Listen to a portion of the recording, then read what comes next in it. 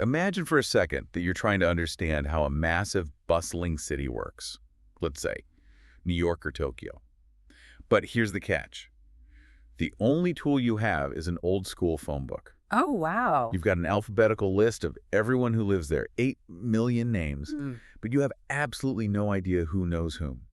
You don't know who works in the same office, who grabs coffee, who avoids who at all costs. That is a very lonely image. And honestly, it's a painfully accurate description of where biology has been stuck for a long, long time. We've had the parts list, the genome, the proteome, but we've been missing the social network. We haven't really understood the context. Exactly, and that is the mission for this deep dive. We are moving from that static list of names to a dynamic, living map of how our cells actually function. And we're looking at two really groundbreaking pieces of research today that, when you put them together, I mean, they completely changed the landscape of drug discovery. Okay, so what are they? Right. First, we have this massive study from Nature Biotechnology. It's called a tissue-specific atlas of protein associations. This is basically the social network map you were talking about. Out of the city. Exactly. They looked at 11 different human tissues to see who hangs out with whom in the brain versus, say, the liver. And the second one? The second source is from Advanced Science. It's called Accurate Identification of Protein Binding Sites for All Drug Modalities using ALLSites. This one, it's like a universal translator or a master key. A master key? How so? It's an AI tool that predicts exactly where proteins connect, not just to each other, but to drugs, to DNA, RNA, everything, and it does it using just their sequence. So no 3D map needed? No 3D map needed. So yeah, it's a powerful combination. Source A tells us context is everything. Proteins act differently depending on where they are. And source B gives us that mechanical understanding of how they physically connect. Okay, let's unpack this. I want to start with that social network idea from the first paper. Because I think most of us, when we remember high school biology, we think of protein interactions as these rigid, unchangeable facts. Protein A always holds hands with protein B, end of story. That's the textbook view, yes. Yeah. And it's largely because the databases we've been using just aggregate everything together. They take data from a liver cell, a kidney cell, maybe a cancer cell line in a petri dish, and just mix it all into one big pot. So you get a list of possible interactions. Exactly. But a protein in the brain might completely ignore a partner that it would absolutely embrace if it were in the liver. So it's like, I might be best friends with my neighbor when I'm at home, but at work, I don't interact with them at all. The context changes the whole relationship. Precisely. And what this team did was create an atlas that respects that context. They analyzed just a staggering amount of data, 7,811 proteomic samples. Wow. Across how many tissues? Across 11 human tissues. So we're talking brain, liver, lung, colon, kidney, the works. And they used a really clever method to figure this out. It wasn't just looking at whether the genes were turned on. They looked for something called co-abundance. Yes. I want to drill down on this because usually scientists look at mRNA. Well, that's the standard, yeah. They look at mRNA, the script for making the protein. The assumption has always been, if the script for protein A and the script for protein B are both there, the proteins must be interacting. But that's a weak signal, apparently. It's a very weak signal. They found an accuracy score in AUC of only about 0.70 for mRNA. Which, in the world of high-stakes biology, is barely a passing grade. It's a C-. It is C- work. But when they looked at protein co-abundance, the accuracy jumped to 0.80. Okay, walk us through co-abundance. Why is that such a stronger signal? Think of it like a buddy system. Imagine a group of hikers on a dangerous trail, and they have to use the buddy system. If you see hiker A, you know hiker B is right there. They exist in a fixed ratio. And if hiker B gets lost? Then hiker A gets sent home. In the cell, proteins often form these stable complexes. If one part of the complex, one buddy, is missing or isn't made, the cell actually degrades the other one. It speeds it up. It cleans it up to prevent clutter. So if the abundance of two proteins correlates perfectly across thousands of samples, it is highly likely they are physically attached. They're buddies. That makes so much sense. So they used this buddy system logic to map out the social networks. What did the map look like? Is the brain's network totally different from the lungs? Well, this is where it gets nuanced. The core machinery, the stuff that just keeps the lights on, like ribosomes that make proteins or the mitochondria, that stuff is very stable. Those buddies stick together everywhere. Okay, so the basic utilities are the same city to city. Exactly. But the variation, the stuff that makes a brain and a liver, that comes from what they call cell-type specific cellular structures. Give me an example. Okay, so in the brain, you have synaptic components, all the machinery for sending signals between neurons. In the lung, you have modal cilia, those little hairs that move mucus. In the liver, you've got peroxisomes for detoxifying things. And those specialized parts have their own unique social circles. They do.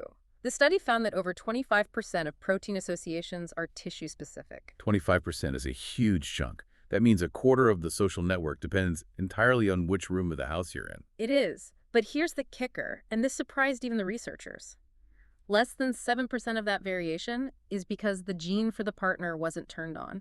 Wait, really? So the gene is turned on, the protein is being made, but they just aren't interacting. Or one is being degraded, or the ratios change. It's all driven by post-transcriptional processes, what happens after the gene is read. It tells us that looking at DNA or RNA alone misses a quarter of the actual functional biology. That drastically changes how we have to look at disease, doesn't it? Yeah. If we're just looking for a bad gene, we might miss that the problem is actually a bad relationship that only happens in one specific tissue. You are hitting on exactly why this atlas is so valuable. Let's look at the chameleon complex they talk about. I love this name, the AP2 complex. Right. AP2 is a standard adapter complex. It's like a cargo loader. It's in every cell in your body, helps move things across the cell membrane. If you look in a generic textbook, AP2 is just AP2. It has a job, does its job. But in these sources, AP2 has a secret life. A secret life is a good way to put it. In the brain, AP2 completely changes its social circle. In other tissues, it does its general job.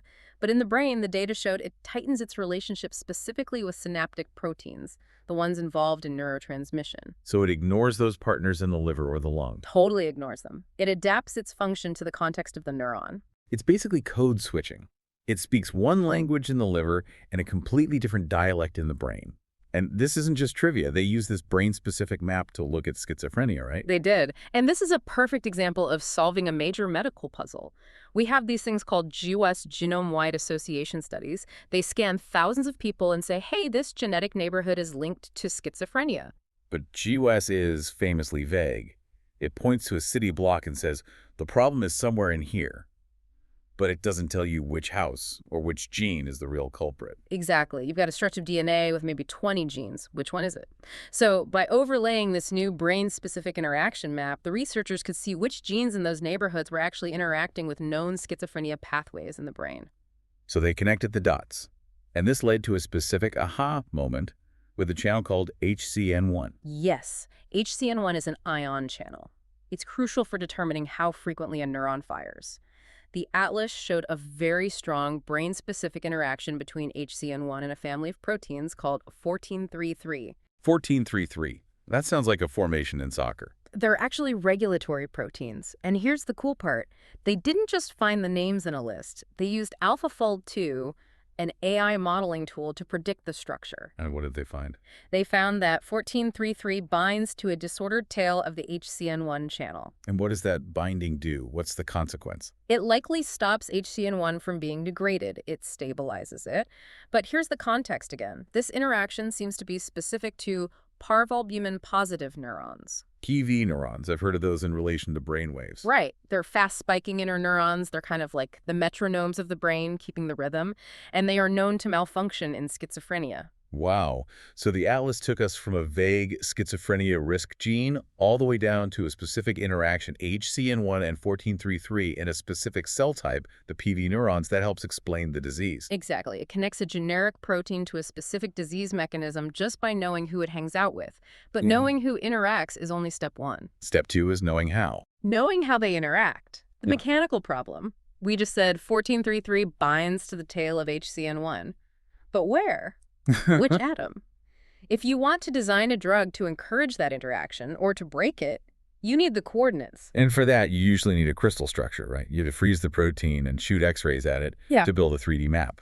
Yes. And that is slow, it's expensive, and a lot of the time it's just impossible. We only have experimental structures for about 35% of the human proteome. That leaves a lot of dark matter. Yeah. 65% of our proteins are essentially invisible to us structurally. It does. And even with tools like AlphaFold 2 that predict the 3D shapes, there are errors.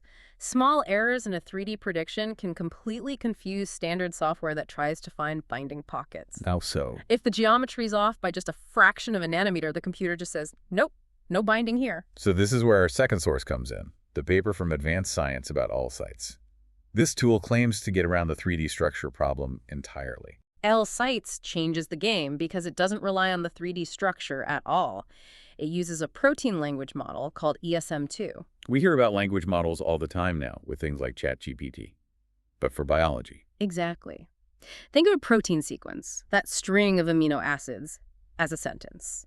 A language model learns the grammar. It learns that subject usually comes before verb. In proteins, ESM2 has read millions and millions of protein sequences. It learns the grammar of biology. So it knows that if you have an alanine here and a leucine there, they probably fold together to form a pocket. Pretty much. It's reading the text of the protein to predict its function without needing to see the picture of it first. The architecture is really sophisticated. It uses one part to see local patterns like words next to each other, and another part to understand the global context. How the beginning of the sentence relates to the end. Precisely. It's analyzing the syntax of life. But does it actually work? I'm always a bit skeptical of these sequence-based methods. They usually feel like a rough guess compared to a 3D model. That was my assumption too. But ALLSites is putting up numbers that are, well, they're hard to ignore. It beats all other sequence-based methods, obviously. But the really impressive part is that it matches or even beats the best structure-based methods. Wait, it beats the methods that actually get to look at the 3D shape. It does, especially when those structure-based methods are forced to use predicted structures, like from AlphaFold. If the AlphaFold shape is a tiny bit off, the geometry tools fail. ALLSites, because it's just reading the sequence, is immune to those 3D errors. And the alanine in ALLSites is there for a reason. Right. Right, it's not just for protein binding. No, and this is what makes it a universal adapter. Most tools are specialists. One finds DNA binding sites, another finds drug pockets. ALLSites predicts binding for all modalities: proteins, peptides, small molecules, carbohydrates, DNA, and RNA. It's a Swiss Army knife. And speed. Blazingly fast. The paper says it can screen the entire human proteome, all 20,420 proteins, in just 16 hours on a single GPU. That is mind-boggling. You could run the whole human body overnight. Which brings us to the undruggable problem. This is a term pharma companies hate. I assume undruggable means we can't make a pill for it. Essentially, traditional drugs are small molecules. They're like little keys that fit into specific locks. Currently, small molecules modulate less than 15% of the human proteome. So 85% of the proteins in our body, which might be causing cancer or Alzheimer's, are basically invisible to standard drugs. Historically, yes. Because they don't have those nice deep pockets for a drug to sit in, or we just don't know where the pockets are. But we're moving toward new types of drugs. Peptide drugs, RNA therapies, even targeting carbohydrate interactions. Carbohydrates.